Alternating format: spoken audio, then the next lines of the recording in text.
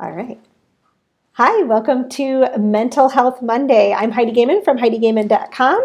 And this month, during the whole month of April, is when we're filming this, we are going to talk about the topic of empathy, And I think this is something that we all could use a little bit more discussion about in our lives in general. I mean, I think empathy is always a good thing, and especially with the advent of so much technology and social media, we want to learn how we can be empathetic in various different places and spaces, how we can have empathy in our professional lives, as well as our personal lives with our most intimate relationships, how we can have empathy in the body of Christ and what that means, as well as when we walk into this world in places where Jesus isn't. There's not an understanding of that grace there. And so we're going to talk about all those different things in the coming weeks through the month of April. And you'll notice for Mental Health Mondays this month and our topic empathy, we have a special guest. Welcome, Christy Hansard. She is a BSN. She has a nursing degree, and she also is a parish nurse and a deaconess intern. So she has a lot of hats, and we're really thankful to have her. Hi, Christy. Hi, good afternoon. I'm so grateful to be here to be able to talk about this important topic, especially today with what's going on in the world. Very true, very true. So timely to talk about empathy. I think when we look around us, and today we're going to talk about defining empathy. And I think we can speak especially to in our current culture and the current crisis we're even all experiencing worldwide with the pandemic. How would you help people understand what empathy is? How do you define empathy for people, Christy? I think for myself and maybe for others, it's talking about what it isn't first. So it's not judging. We can definitely show empathy to others with not agreeing with their point of view, especially with what's going on in the world right now. Without judging them, That's or good. where they are, or how they're perceiving things. That's really good. I like the emphasis on not judging because judgment comes so easily. So we're basically communicating with people all the time. And especially where we have jumped into this world where we're using the Zoom technology a lot, we're talking on a lot of digital platforms. We're not going to be able to read people and their facial structure quite as well. There's often a delay and things like that. There's also just a lot of tension and anxiety in the world today that kind of wells up into spaces that we're in. People are experiencing a lot of different losses. And so, number one, what I hear you saying is that when we walk into a space or when we sit down and open our camera on our computer or our phone or whatever in a space, we bring empathy when we bring non-judgment. So we're creating and building spaces that are non-judgmental. I think another thing I hear people say is that I felt so bad for that person, but I didn't know what to say, or I didn't know what to do. So hopefully we can kind of unpack that a little bit and give people some ideas or some resources so that when they want to do that or care for another person, that we can give them some tangible ways of doing that appropriately so that they don't do any damage to the relationship. Yeah, I think that's good. Yeah, very good. And part of non-judgment too is living in the understanding of awkwardness and forgiveness. And so sometimes we will fail at empathy, and let's be real about that. But we will, part of empathy is being able to return back to something and having forgiveness, having grace, asking for that. And helping people to know that we have missed the perspective, if you will, sometimes. I think that's a really helpful way to remember. So we have empathy on the front end, and we also have some empathy on the back end through the act of confession and forgiveness and all of that good stuff. So from a mental health perspective, there's a couple different kinds of empathy that we talk about. And so broadly, I like to think of empathy as walking in someone's shoes, just putting yourself in their place and their experiences. And part of that is recognize that we all have very different experiences, even in the very same thing. And we feel the pressure of this in the pandemic more than ever, really recognizing that we all have different contexts. We all have different family values. We all have different structures to our families and how they work. We all live in different communities. I can get on the University of Washington's website and see how the pandemic is impacting each state. And that was a really fascinating practice for me because it made me realize, whoa, what I'm experiencing in Nebraska looks a whole lot different from what they're experiencing in New York, or you are in Michigan, or what's happening on the coast. I think being honest and acknowledging that we're all having a similar experience, but there's uniqueness in that, is part of what we call empathy. And we see that both now in the pandemic, but also in individual circumstances. So if someone has lost someone they love, or if they've experienced a move or any other kind of loss, a miscarriage, you name it, we can step into their worlds a little bit. And so we do this in two different ways, two different kinds of empathy in particular. We have cognitive empathy, and then we have emotional empathy. So cognitive empathy is perspective taking, we call it. So we're thinking about the way they might be viewing things, or thinking about the way they might be thinking about things. And one thing that tells me is that I'm going to need to ask a lot of questions, right, Christy? Like, oh yeah, you're going to see something different than I'm going to see something, and I'm not going to just immediately understand where you're coming from or what you're talking about. So I have to ask questions in order to think the way that you're thinking about something, or at least to like hold those together in my brain, my perspective and your perspective. I think we can't always just flip a switch and then suddenly have a different perspective. Instead, holding our perspective alongside the other person's is one way that we have kind of the fullness of cognitive empathy. The other one, and not assuming that we know what that person is experiencing. Right. So asking open-ended questions, doing some active listening, trying to make sure that what's running through my brain or my perspective of what this person is going through is accurate. Because so many times I see people misstep and they say, oh, I know exactly what you're going through. And if they haven't had that same experience, sometimes that can kind of erode the trust. And now you've broken that kind of therapeutic relationship where they may not come back to you if they need to verbally process something that they may be going through. So I think that there are some things that not assuming. And then also, I don't know if I'm assuming that social workers do the same thing nurses do. And as far as if somebody tells me that they are experiencing something, kind of mirror that back. So what you're saying is that you're feeling your fear is increased today because of, and then that's kind of a check to make sure that you understand what they're going through, so that you can accurately kind of assess the situation, and then that kind of guides my actions of what to do. So, and then constantly kind of assessing the situation. So if because of today's day and age and computers and all that kind of stuff, it's very interesting that if you're in a Zoom meeting and everybody's muted, how important nodding the head is. Right, I'm like, right? That's good. Or if you're on the phone, just saying, or oh, or just being able to express some of those responses are very important. That's a really good point, and how that will change in different scenarios that we're in. And we're going to talk about in the coming videos too, like very specific situations and things like that, different places we might come into, and how we're going to try to change maybe the way that we're responding so that people understand that we are listening and things like that. I think that's really helpful. Two phrases I like to use a lot if I can't come up with a question specifically, because sometimes I think we feel like we're thinking on our feet and we want to be empathetic. We want to translate that to someone. Tell me more is one of the most powerful phrases that I learned as a therapist that we can use in our friendships and in our family relationships and our professional work. You don't have to be a therapist to use those words, but they're really powerful. Just being able to give someone a place to say, oh, okay, well, here's some more details. That's how we get the perspective, is when we engage in, their 5 sense experience and see it from many facets instead of just like the, 2-minute elevator spiel, if you will. And then emotional empathy is that place where we're feeling what someone's feeling. And this is a really powerful thing.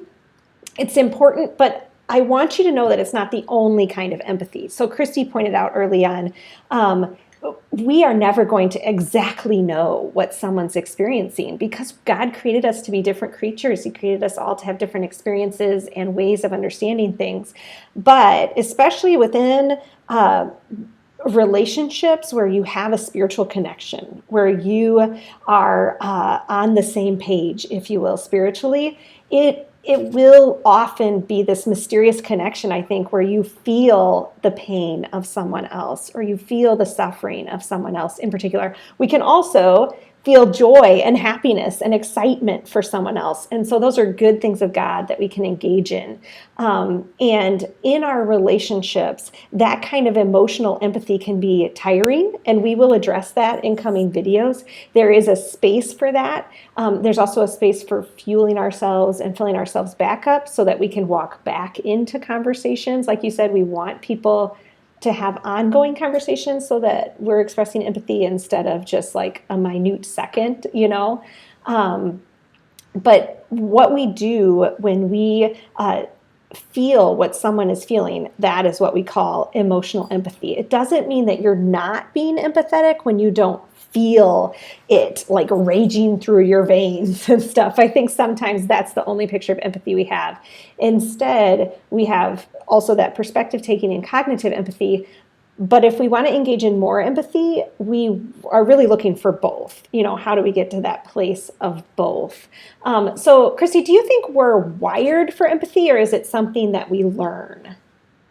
I think it's a little bit of both. One, I think my ability to be empathetic to somebody has definitely grown over the years of being a nurse and being in multiple situations where that you're called to do that.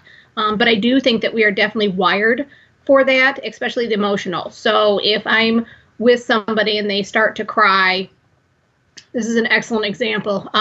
I have to sometimes resist because I can feel my eyes welling up, and it's just that I think that it's like a neuron mirroring wiring that we have. That if you're in a relationship or you're communing somehow with another person, that you can kind of understand the emotions behind it. Maybe not the specific event, but definitely the emotions. So if there's grief or sadness or even happiness at the other end of the spectrum, right? So if we have this array of emotions, and I think also if we're looking for empathy from somebody else, we can't expect like, well, they're not tearing up, so they don't fully understand what I'm going through. So I think we had talked previously in one of our conversations kind of setting up the expectations of what that situation may look like. So if somebody calls me, being a parish nurse, so if somebody calls me, I have to ask them, do you want my friend hat on? Do you want my parish nurse hat? Like, what are you looking for from me? Do you just need to blow off some steam, or are you looking for some prayer time together? Things like that. So I think maybe, and it's awkward at the beginning to kind of set up that conversation with somebody when somebody calls. And we'll talk again later about whether it's on social media or a phone call or in person, you run into somebody in the grocery store.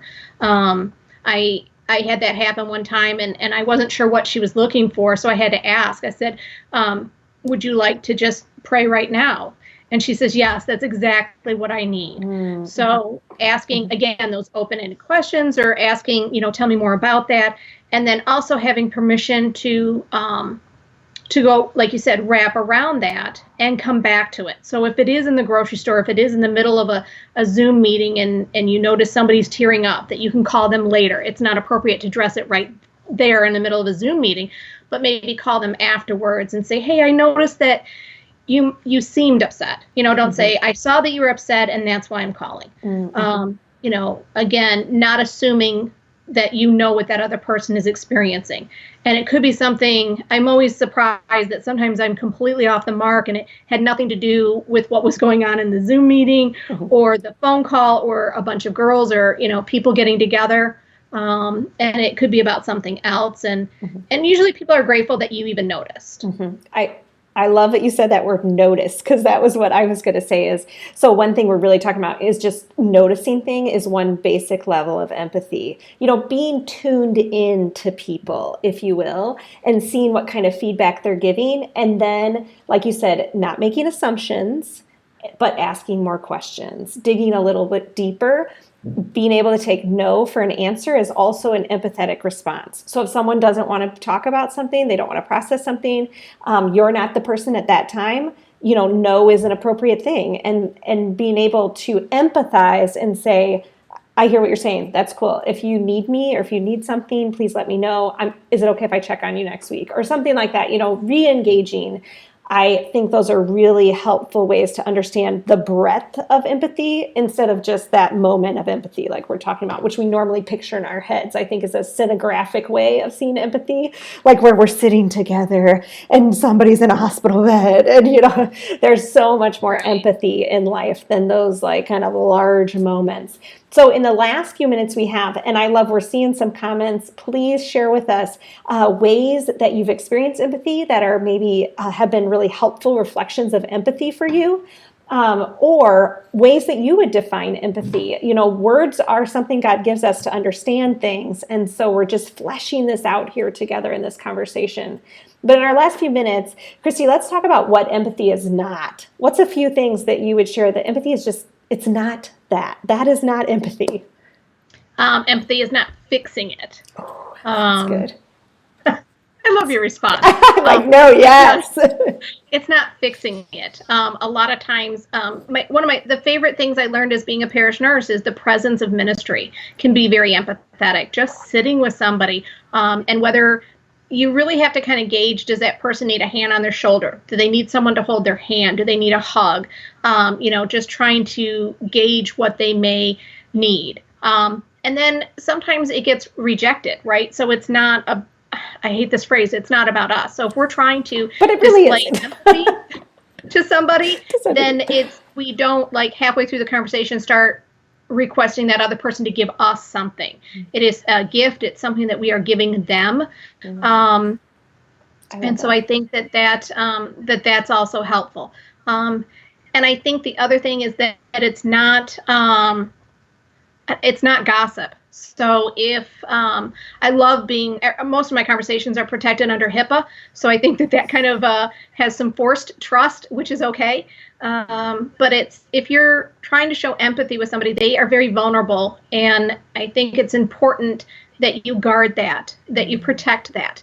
And so asking permission when somebody is done expressing what they may need. Are you okay if I tell pastor about this? Are you okay if I let our youth director know about this, or, your therapist, or whatever your role is, or another friend. So let's say Heidi and I are talking and we have a mutual friend named Amy. And I would say, I'm so glad that you and I had this opportunity to talk. Would you be okay if I shared this with Amy? And some people don't know how to say no. So I always ask, or would you like this to stay private for right now? Mm-hmm. And so giving people kind of the words or permission to be okay with whatever decision they make. Yeah, definitely. I think that's really helpful. I appreciate that. Empathy is a large word. It's really abstract, and it's really helpful for us to, I think, just sit for a minute and ask God before we open our mouths, maybe before we reach out to someone, and say, how can I show this person empathy? One of the best ways I want to tell you to build some empathy in your life, and there'll be a whole article on this over at HeidiGaiman.com on how to practice some empathy and build more empathy in that kind of already wired parts of ourself, but bring it out more, is to be curious about your own experiences. And so not assume something of yourself, but sit with some of the times that you've been disappointed by someone's empathy, or sit with some of the times that you have had someone break confidence, and all of those things. That will help also then remove that layer of that stuff when we come into a conversation with someone. If we want to have a truer form of empathy, dealing with our own stuff is one of the best ways to do it, to get a little comfy with our own emotions, get comfortable with our own thoughts and stuff too. So we better wrap this one up. We could go on, I think, for some time. Next week, we will not have a Mental Health Monday for Easter Monday. It was not scheduled because kids were going to be home from school and all that good stuff. Well, now we're all operating on all cylinders with kids home from school constantly and stuff a lot. But we'll just go ahead and have a restful Monday next Monday. We'll put some thoughts online for you to see as we continue to talk about empathy. The Monday after that, we're going to talk about empathy in action and that piece of vulnerability that Christy was just mentioning. And then we'll talk about empathy in all places and how that does work on social media and in our professional spaces and stuff like that. So if you have any questions about empathy, please send them up to us in the comments of this video, whether it's on Facebook or on the YouTube Heidi Gaiman Writes channel. You can ask questions there and we'll address them in the different videos or send comments back to you. And look for the articles every Tuesday at HeidiGaiman.com to have broader ideas that we're addressing in these conversations about empathy too. So we're so thankful you're here, Christy. I feel like I learned things even from this conversation, even though I thought, oh, we had this all fleshed out, and I still managed to learn something, which I super love. And we're all learning together. We really thank you for joining us and listening. And I'm going to go through and hopefully Christy gets a chance to go through to the Facebook comments and stuff too to see what you all shared, and we'll be able to incorporate that in different ways too. So thanks for joining us. We'll see you next time. Thank you so much. God bless. Bye.